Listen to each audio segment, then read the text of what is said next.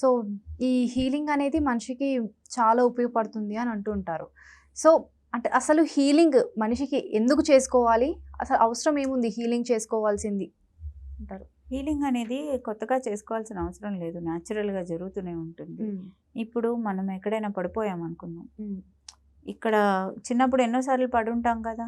So, ఎన్నో సార్లు తొక్కలు లేచిపోయి ఉంటాయి కదా! సో, వాటికి పూస్తేనే హీల్ అవుతుందా? ఆటోమేటిక్‌గా హీల్ అయిపోతుంది. అంటే ఏంటి, మనం ఆల్రెడీ హీలింగ్ ప్రాసెస్‌లోనే ఉన్నాం. ఓకే.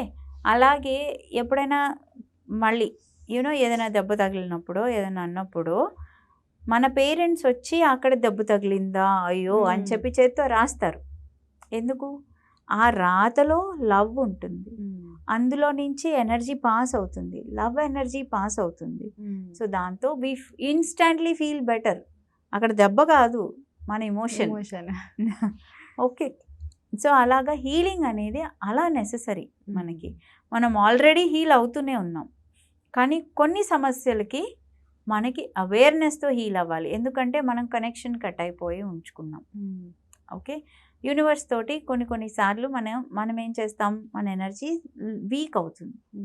సో, అలా వీక్ అయినప్పుడు మనకి అవేర్నెస్ ఉండదు. చేసిన అదే తప్పులు చేస్తూ ఉంటాం, బాధ అదే పడుతూ ఉంటాం.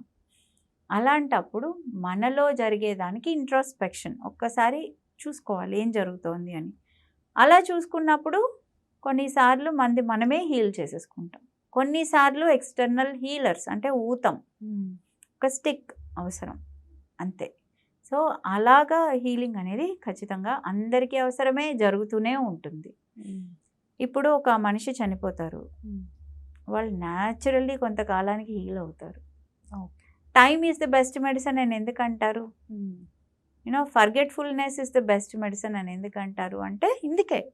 ఆ న్యాచురల్ ప్రాసెస్ అనేది ఎప్పుడు జరుగుతూనే ఉంటుంది. సో, హీలింగ్ అనేది జరుగుతూనే ఉంటుంది.